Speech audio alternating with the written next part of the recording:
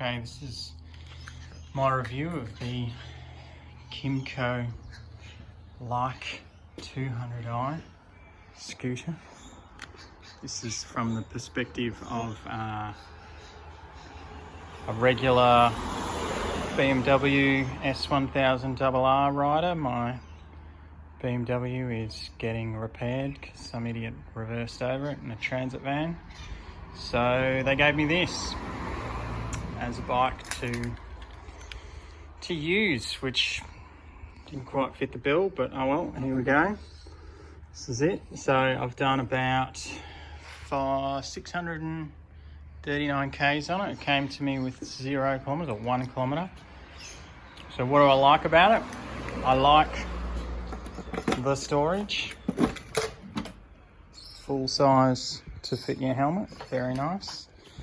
It seems to be weatherproof, doesn't seem to have a seal, but it doesn't leak.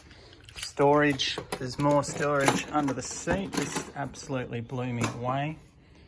It's quite large, and there's fuel.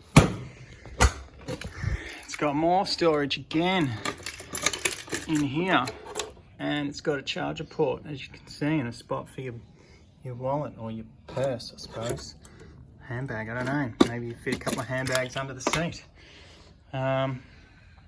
What else? That's about it. As you can see, I've got my little quad lock and a charger, which is just handy for navigation. But yeah, that's it. What don't I like?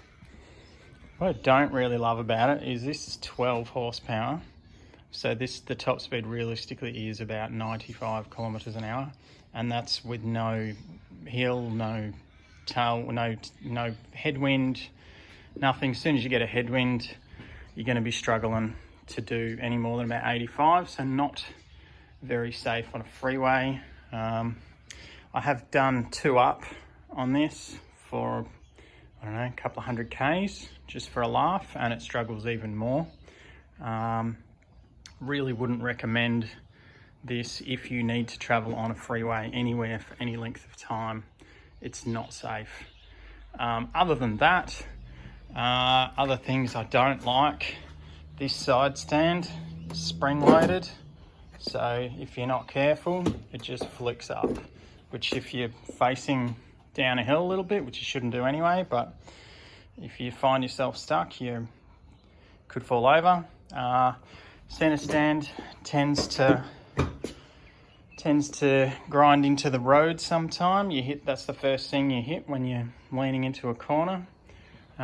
Good thing, it's got a fuel gauge, kind of nice compared to a sports bike, but no trip meter. So good luck figuring out how many k's you've done to a tank unless you've got a good memory. In terms of economy, this is supposed to be about 2.8 litres per 100 k's for metric people. I have not come anywhere near that. I filled up when this was on 500. I've done 139 kilometers, and it's just getting to empty now.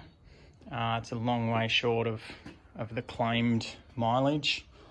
What else? Power wise, yeah, it's got as much power as a litter of kittens sneezing one after the other. And yeah, freeway kilometers will leave you as nervous as a long-tailed cat in a room full of rocking chairs. It's initially comfortable to sit on, nice comfy seat. Do any K's, you'll end up with quite a sore back.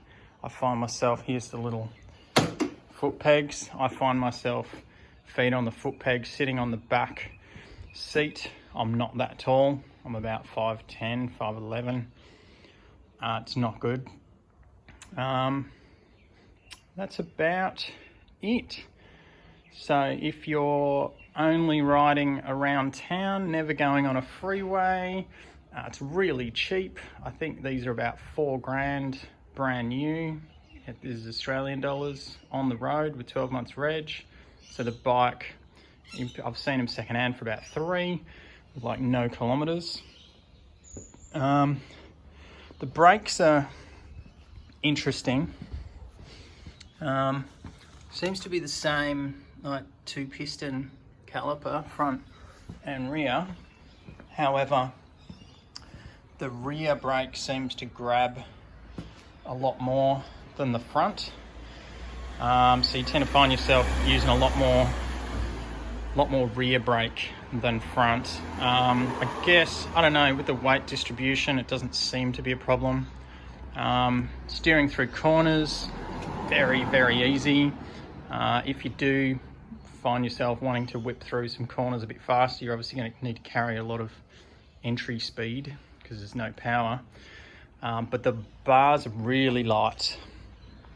Really light. Obviously no steering dampener. Yeah, you do, if you need to really pretty much let go of the bars through a corner, otherwise any steering is gonna throw you off. Had the front wheel come out, it's interesting. But that's the Kymco Like 200i, which is like 200, but it's actually a 168cc. So don't believe 200